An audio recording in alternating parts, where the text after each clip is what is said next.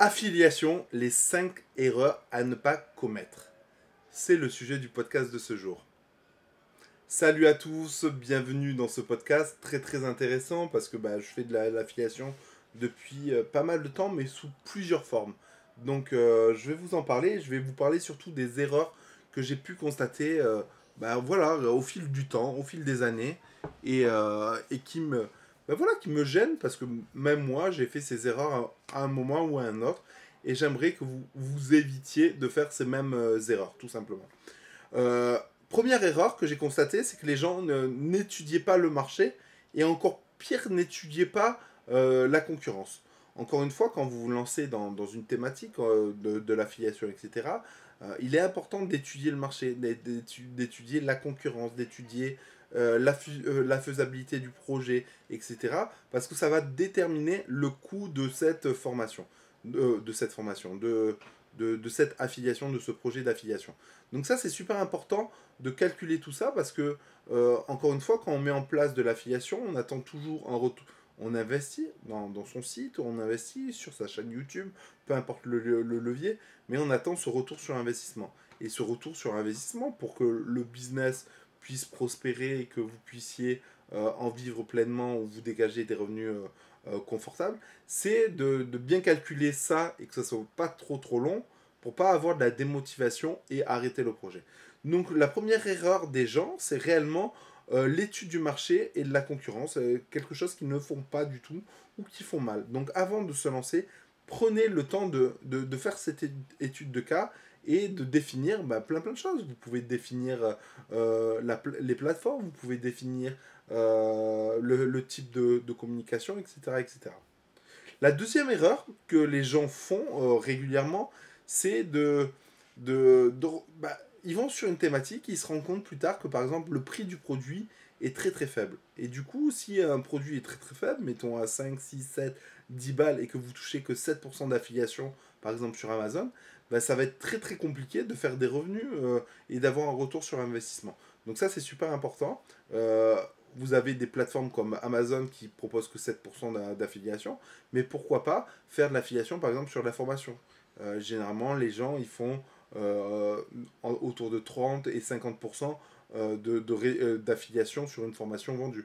Par exemple, voilà, ça vous permet de vous guider sur le rapport, la notion entre le travail et la récompense, si je puis dire. La troisième chose, la troisième erreur, c'est d'utiliser qu'une seule plateforme. Une seule plateforme, demain je me lance un site dans la thématique du chat, il y a énormément de... ou dans la thématique du... On va pas faire le chat, parce que je n'ai pas en tête une plateforme, quoique il doit en avoir deux ou trois, il faudrait que je regarde plus précisément, mais dans la thématique du bricolage. Vous êtes dans la thématique du bricolage aujourd'hui et vous avez fait un site de niche, etc.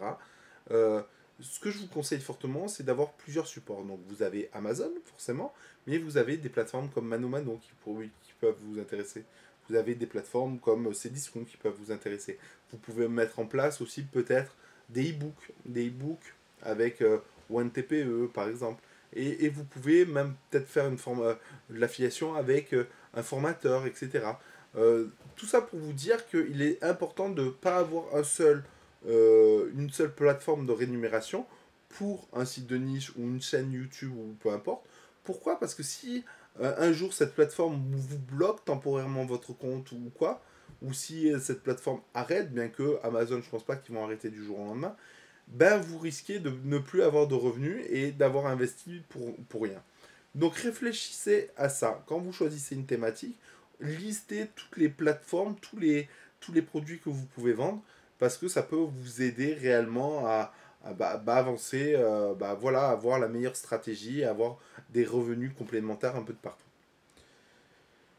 Le point suivant, donc ça doit être le quatrième point, erreur, c'est ne pas mettre les gens mettent tous ces œufs dans le même panier. Ça rejoint un peu ce que j'ai dit précédemment. Si demain vous êtes que sur Amazon, que avec Amazon et que Amazon vous coupe le compte, vous perdez toutes vos sources de revenus. Donc intéressez-vous à plusieurs sources plusieurs plateformes.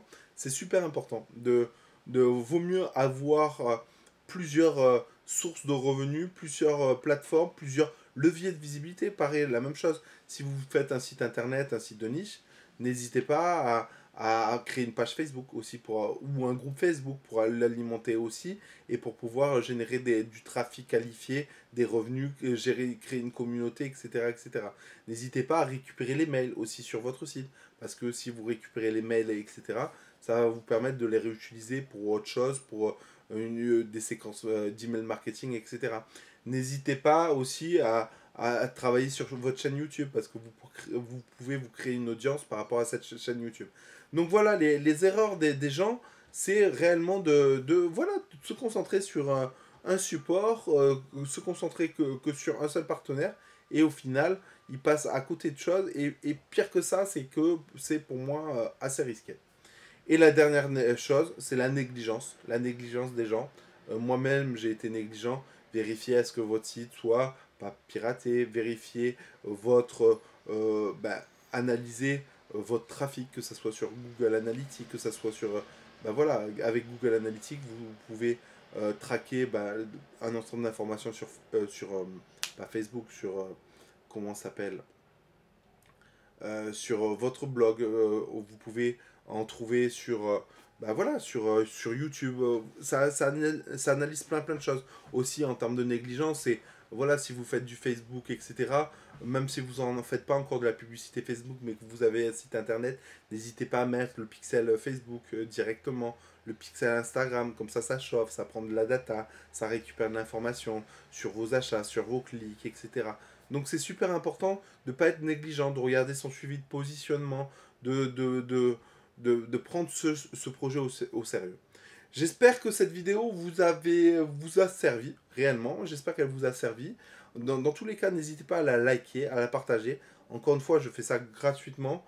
Voilà, vous avez des liens en dessous, machin, tout ça, mais vous n'êtes même pas obligé de les regarder. Entre guillemets, je m'en balance.